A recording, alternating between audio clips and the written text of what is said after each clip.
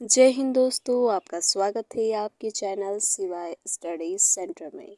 मैं मनीषा सिंह आज आपके लिए लेके आई हूँ BS second semester Lucknow university के सब्जेक्ट माइक्रो इकोनॉमिक्स सेकेंड, जो कि major first and major second दोनों स्टूडेंट्स के लिए हैं। का चैप्टर फर्स्ट कॉस्ट एनालिसिस के 1 लाइन आंसर्स।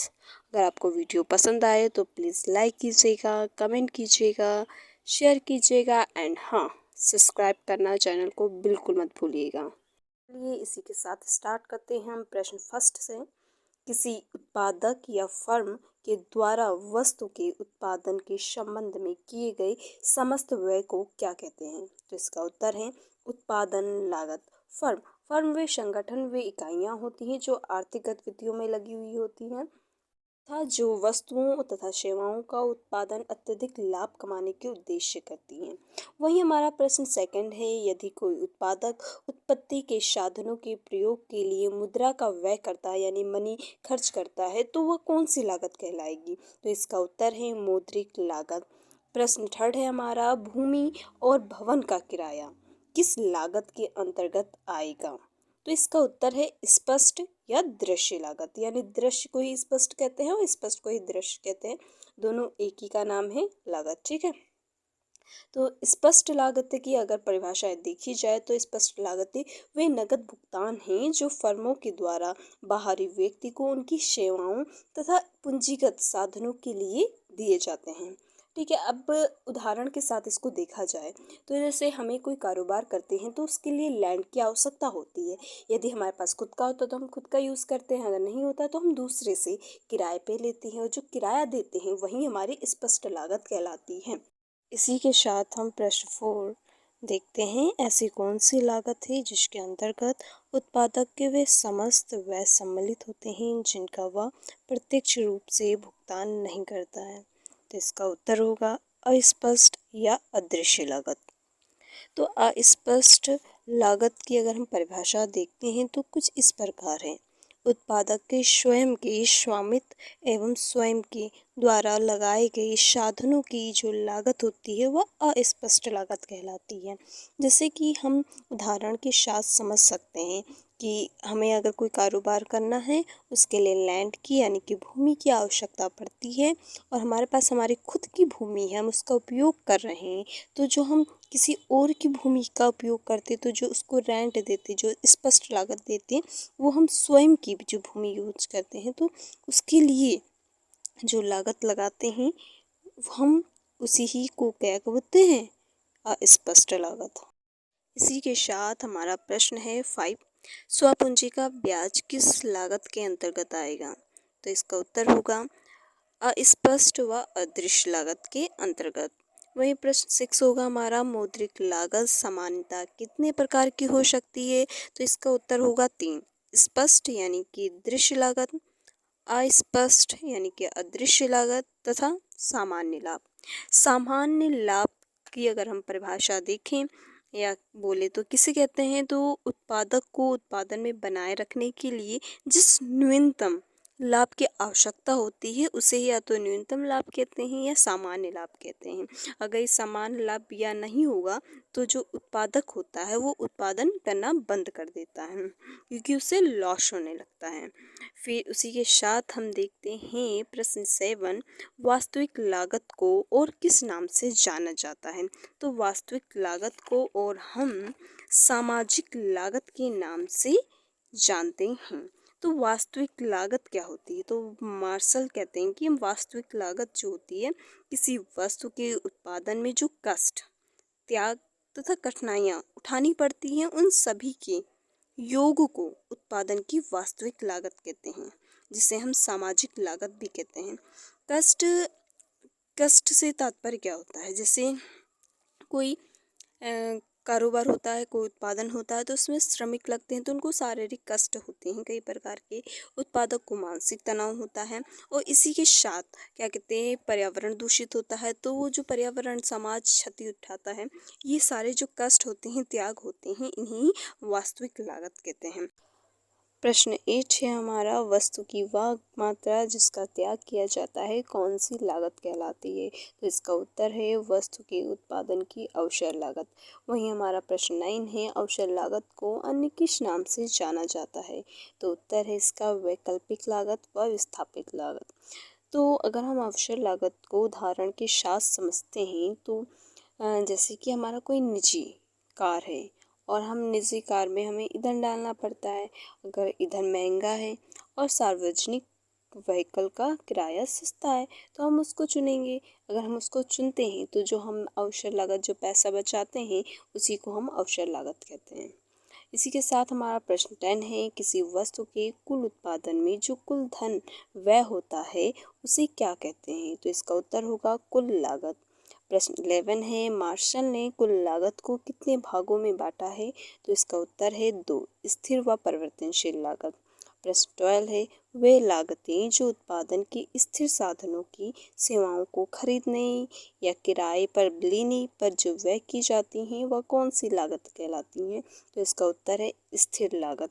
स्थिर लागत का उदाहरण देखते हैं तो जैसे भूमि हिलती डुलती नहीं है, एक जगह से दूसरी जगह नहीं जाती है, तो उस पर किया जाने वाला जो व्यय होता है, जो कॉस्ट होती है, उसी को हम स्थिर लागत कहते हैं। इसी के साथ प्रश्न 13 है हमारा, वे लागतें जो उत्पादक के उत्पादन की घटते बढ़ते साधनों के प्रयोग के लिए व्यय करनी पड़ती हैं तथा उत्पादन की ना होने पर वे लागतें समाप्त हो जाती हैं, टैस लागतें कहलाती हैं। तो इसका उत्तर होगा परिवर्तनशील लागतें। उदाहरण के साथ समझा जाए, जिससे कच्चे मालों पर किया जाने वाला व्यय, कभी कच्चे माल का क्या कहते हैं कॉस्ट ज़्यादा होता है तो कभी कम होता है। और जैसे श्रमिक जो अस्थायी श्रमिक होते हैं उनकी दी जाने वाली जो मजदूरी होती है वो सारी जो होती है ये परिवर्तनशील लागतें कहलाती हैं। इसी के साथ प्रश्न 14 हमारा, T C equal question mark. तो इसका उत्तर होगा टी एफ सी प्लस की टी वी सी, यानी T C equal T F C plus T V C, यानी कि कुल लागत बराबर कुल स्थिर लागत प्लस कुल परिवर्तनशील लागत। इसी के साथ हमारा प्रश्न 15 है, टीवीसी वक्र किस आकृति का होता है? तो इसका उत्तर होगा उल्टा एस। इसके पीछे का कारण है उत्पत्ति के नियम का लागू होना।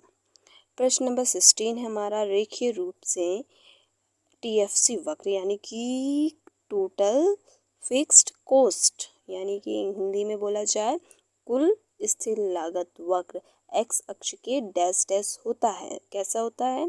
तो उसका उत्तर होगा समांतर होता है। प्रश्न नंबर 17 है, स्थिर लागत उत्पादन की किस अवधि में उत्पन्न होती है? तो स्थिर लागत जो होती है इसका उत्तर है अल्पकालीन अवधि में। तो वहीं प्रश्न हमारा 18 है, सीमांत शब्द से क्या अभिप्राय है? तो इसका उत्तर होगा एक अतिरिक्त। प्रश्न 19 है हमारा, एक अतिरिक्त इकाई के उत्पादन से कुल लागत में जितनी वृद्धि होती है उसे क्या कहते हैं? तो इसका उत्तर होगा सीमांत लागत। प्रश्न 20, MCN इक्वल क्वेश्चन मार्क। तो इसका उत्तर होगा TCN माइनस TC ब्रैकेट में N माइनस Q1। तो यहाँ पास TCN क्या होता है? तो ये है N इकाइयों की कुल लागत। वहीं TC ब्रैकेट में N माइनस Q1 है, ब्रैकेट में N माइनस Q1 इकाइयों की कुल लागत। अगर हम इसको उदाहरण के साथ देखते हैं तो ऐसे माना 10 इकाइयों की कुल उत्पादन लागत 400 रुपये है। अब यदि हम 10 इकाइयों के स्थान पर 11 इकाइयों का उत्पादन करने लगे और उसकी कुल लागत कितनी हो जाए? रुपये 450 हो जाए, जो पहले से 50 बढ़ जाए। तो जो 11वीं इकाई है उसकी सीमांत इकाई की जो उत्पादन लागत होगी वो क्या होगी? 450 माइनस के 400, यानी इक्वल कितना आएगा? 50 आएगा। तो जो ये 50 आया यही क्या है? सीमांत लागत है हमारी। प्रश्न 21, TCN से क्या अभिप्राय है? तो इसका उत्तर होगा N इकाइयों की कुल लागत। वहीं प्रश्न 22 है हमारा, MC equal delta TC upon question mark. तो इसका उत्तर होगा डेल्टा Q। वहीं प्रश्न 23 है हमारा, सीमांत रेखा किस आकार की होती है? तो U आकार की होती है, इसका उत्तर है। वहीं प्रश्न 24 है, कुल लागत को उत्पादन से भाग देने पर जो लागत प्राप्त होती है वह कौन सी लागत कहलाती है? तो वह औसत लागत कहलाती है। वहीं क्वेश्चन 25 है AC इक्वल क्वेश्चन मार्क, तो इसका उत्तर होगा TC अपॉन Q, यानी कि कुल लागत अपॉन कुल उत्पादन इकाइयाँ। तो इसको उदाहरण के साथ समझे, जैसे 40 इकाइयाँ हैं, उनकी जो कुल लागत है 400 है। तो 400 को 40 से जब हम भाग देंगे जो रुपये आएगा और 10 आएगा, तो ये जो 10 रुपये आएगा ये हमारी क्या हुई? औसत लागत हुई। प्रश्न 26 है उत्पादन के क्षेत्र में प्रारंभ में उत्पत्ति का कौन सा नियम क्रियाशील रहता है? तो इसका उत्तर होगा उत्पत्ति वृद्धि नियम। उत्पत्ति वृद्धि नियम क्रियाशील होने के कारण ही प्रारंभ में सीमांत लागत औसत लागत दोनों ही गिरने लगती हैं। लेकिन जो सीमांत लागत होती है उसके गिरने की जो प्रवृत्ति होती है वो औसत लागत की तुलना में अधिक तीव्र होती है। वहीं प्रश्न 27 है हमारा उत्पादन के क्षेत्र में प्रारंभ में सीमांत लागत के गिरने की प्रवृत्ति औसत लागत की तुलना में कैसी होती है? अभी हमने पढ़ा कि कैसी होती है? अधिक तीव्र होती है। तो इसका उत्तर क्या होगा? अधिक तीव्र। तो वहीं प्रश्न 28 है हमारा उत्पादन के क्षेत्र में सीमांत लागत बढ़ने की प्रवृत्ति औसत लागत की तुलना में अधिक तीव्र होती है। किस कारण होती है? तो इसका उत्तर होगा उत्पत्ति ह्रास नियम क्रियाशील होने के कारण, जिसके कारण जो होता है सीमांत तथा औसत लागत दोनों में क्या होने लगती? वृद्धि होने लगती। किंतु जो सीमांत लागत जो बढ़ने की प्रवृत्ति होती है वो औसत लागत की तुलना में अधिक तीव्र होती है, जिसके कारण जो रेखाएं होती हैं वो यू आकार की हो जाती हैं। प्रश्न 29 सीमांत लागत के यू आकार के होने का क्या कारण है? तो इसका उत्तर होगा उत्पत्ति के नियम का क्रियाशील होना। ये ऊपर हम पढ़ चुके हैं ना। प्रश्न 30 है यदि औसत लागत स्थिर है तो वह सीमांत लागत के डैश डैश होगी। तो इसका उत्तर है बराबर। प्रश्न हमारा 31 है सीमांत लागत रेखा औसत लागत रेखा को उसके किस बिंदु पर काटेगी? तो इसका उत्तर होगा न्यूनतम बिंदु पर। वहीं प्रश्न 32 है AFC इक्वल क्वेश्चन मार्क, तो इसका उत्तर होगा TFC माइनस Q, यानी TFC कुल स्थिर लागत माइनस क्वांटिटी उत्पादन की मात्राएं। वहीं प्रश्न 33 है हमारा औसत स्थिर लागत की प्रवृत्ति कैसी होती है? तो इसका उत्तर होगा हमेशा धनात्मक होती है या कभी भी शून्य नहीं होती है। वहीं हमारा प्रश्न 34 है AVC इक्वल क्वेश्चन मार्क, तो इसका उत्तर होगा TVC अपॉन Q। TVC यानी टोटल वेरिएबल कॉस्ट कुल परिवर्तनशील लागत अपॉन उत्पादन की इकाइयाँ। प्रश्न 35 TVC से क्या तात्पर्य है? तो इसका उत्तर होगा कुल परिवर्तनशील लागत। वही प्रश्न 36 है औसत परिवर्तनशील लागत में कौन सा नियम लागू होता है? इसका उत्तर होगा परिवर्तनशील अनुपातों का नियम। प्रश्न 37 उत्पादन क्षमता की उच्चतम सीमा पर औसत लागत कैसी होगी? तो इसका उत्तर होगा न्यूनतम। वहीं प्रश्न 38 अल्पकालीन औसत लागत वक्र किस आकार का होता है? तो इसका उत्तर होगा यू आकार का। प्रश्न 39 AC equal AFC plus question mark, तो इसका उत्तर होगा AVC, यानी AC औसत लागत बराबर औसत स्थिर लागत प्लस औसत परिवर्तनशील लागत। वही प्रश्न 40 है हमारा जहां औसत लागत न्यूनतम होती है उसे क्या कहते हैं?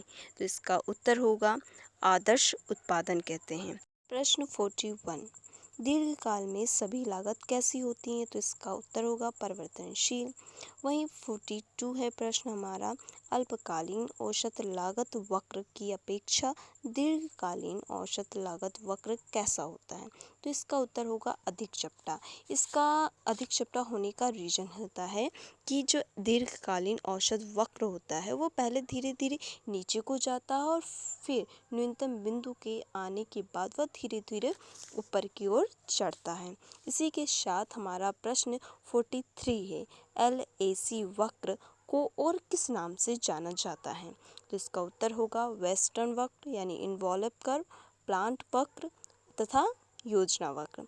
वही प्रश्न 44 है, आधुनिक विचारधारा के अनुसार LAC यानी दीर्घकालीन औसत लागत वक्र किस आकृति का होता है? तो इसका उत्तर होगा L। प्रश्न 45 है हमारा, उत्पादन फलन उत्पादन एवं उत्पादन लागत के बीच किस संबंध को दर्शाता है? तो इसका उत्तर होगा फलनात्मक संबंध को। प्रश्न 46, वस्तु की बिक्री के लिए व्यय की गई लागत कौन सी लागत कहलाती है? तो इसका उत्तर होगा विक्रय लागत। प्रश्न 47, C इक्वल F ब्रैकेट में 0, C से क्या तात्पर्य है? तो इसका उत्तर होगा उत्लागत फलन। वहीं 48 प्रश्न है, कौन सी लागत आयताकार अति प्रबलीय आकार की होती है? तो इसका उत्तर होगा AFC यानी औसत स्थिर लागत। प्रश्न 49, उत्पादन की 5 इकाइयों की औसत स्थिर लागत रुपये 20 है यानी कि AFC 20 है। वहीं 5 इकाइयों की औसत परिवर्तनशील लागत यानी AVC रुपये 40 से। तो 5 इकाइयों की औसत लागत कितनी होगी AC क्वेश्चन मार्क है, तो इसका उत्तर क्या होगा 60। अब कैसे आया?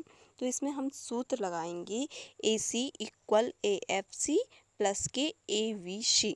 तो हम जब AC निकालेंगे तो हम AFC प्लस AVC करेंगे तो 20 प्लस के 40 इक्वल कितना हो गया 60। तो हमारी AC निकल के आ जाएगी 60। प्रश्न 50, स्थिर लागत वक्र सदैव कैसा होता है? तो इसका उत्तर है X अक्ष के समांतर। इसी के साथ अगर आपको वीडियो पसंद आई है तो प्लीज़ लाइक कीजिएगा, कमेंट कीजिएगा और कोई इम्प्रूवमेंट करना हो तो प्लीज़ बताइएगा। Please give me your little support और क्या कहते हैं शेयर करिएगा अपने दोस्तों को। सब्सक्राइब करना चैनल को बिल्कुल मत भूलिएगा। धन्यवाद।